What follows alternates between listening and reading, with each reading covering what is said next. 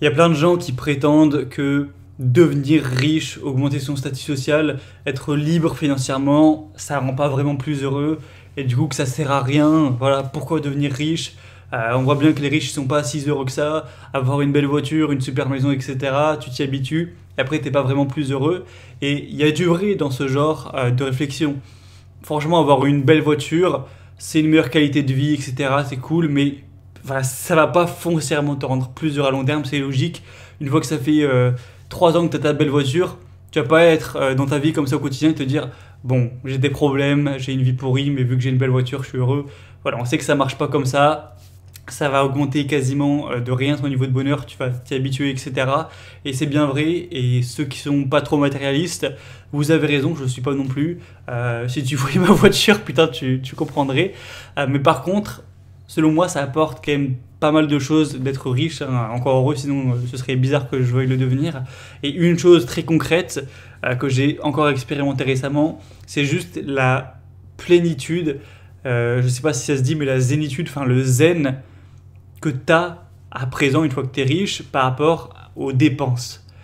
Quand tu es pauvre ou que tu as une situation compliquée ou que voilà, c'est moyen, enfin selon moi en tout cas, enfin moi c'était comme ça quand je l'étais, à chaque dépense un minimum importante et même quand c'est des petits trucs genre un McDo, un resto, un plein d'essence et tout, parfois tu vois, tu vas ressentir une sorte de souffrance, de douleur à payer. Tu vas te dire putain, je sais que j'ai pas beaucoup d'argent sur mon compte, je sais que j'ai plus que 300 balles. Voilà, je paye un resto, je suis avec mes amis, ça me fait plaisir, mais putain, ça me fait chier de lâcher 30 euros. Et tu vois, tu profites pas pleinement du moment parce que à chaque fois, t'as une petite pensée, arrière-pensée qui dit ah putain, mais ouais, mais tu payes, ah, tu niques de l'argent, tu gages de l'argent et tout. Et dès que tu te fais plaisir, parfois tu vas avoir une culpabilité ou après des regrets. Et voilà, ça te prend la tête, ça apporte du négatif ou parfois tu vas juste aussi te priver hein, tout simplement de faire un truc parce que bah, ça coûte de l'argent et que t'en as pas beaucoup. Souvent avec des amis ou avec ta copine au resto ou avec tes parents, ou peu importe, hein, ou même des trucs pour toi tout seul, dont tu as envie, mais donc tu te prives.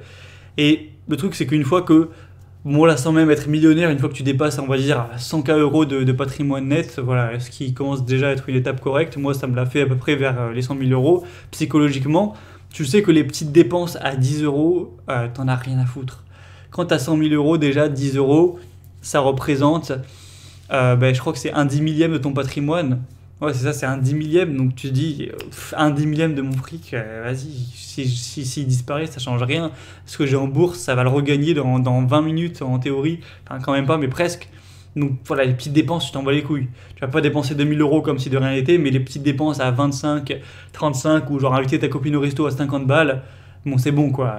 Ça va, hein, tu le payes, il n'y a pas trop de soucis. Et encore plus quand tu es à 150 000, et puis j'imagine à 200, 300, 500 000 euros, tu t'en bats encore plus les couilles.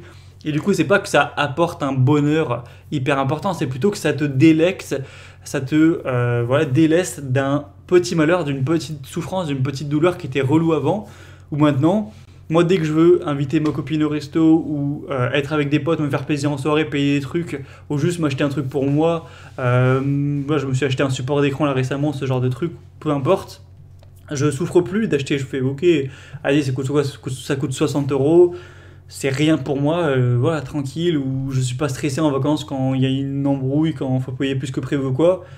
Voilà, t'as plus cette souffrance, t'as plus voilà, cette culpabilité et tout. Donc c'est ça, je pense, qui apporte de la qualité de vie au quotidien. Ça, c'est vraiment concret, c'est vraiment tangible et ça reste à long terme, hein. Tu t'y habitues pas vraiment, enfin, t'es toujours délecté de cette souffrance, elle revient pas, donc c'est à long terme. Et pour moi, ben, on en parle cette semaine, acheter sa résidence principale, psychologiquement, c'est hyper important aussi pour ce bien-être, parce que d'un côté, tu te dis, ben, quand t'es locataire, si je paye pas mon loyer, je suis obligé de le payer, sinon je vais me faire virer de chez moi, j'ai des problèmes, etc. Je suis pas chez moi, voilà, tu te sens peut-être plus vulnérable. Quand tu as ta résidence principale, même si c'est à crédit, même si tu payes un crédit tous les mois, tu te dis c'est chez moi, je possède cet appart, je peux pas me faire virer. Au pire, si je suis dans la merde, j'aurai toujours mon chez moi, bah, je boufferai des pâtes, mais je peux pas me faire virer comme ça du jour au lendemain.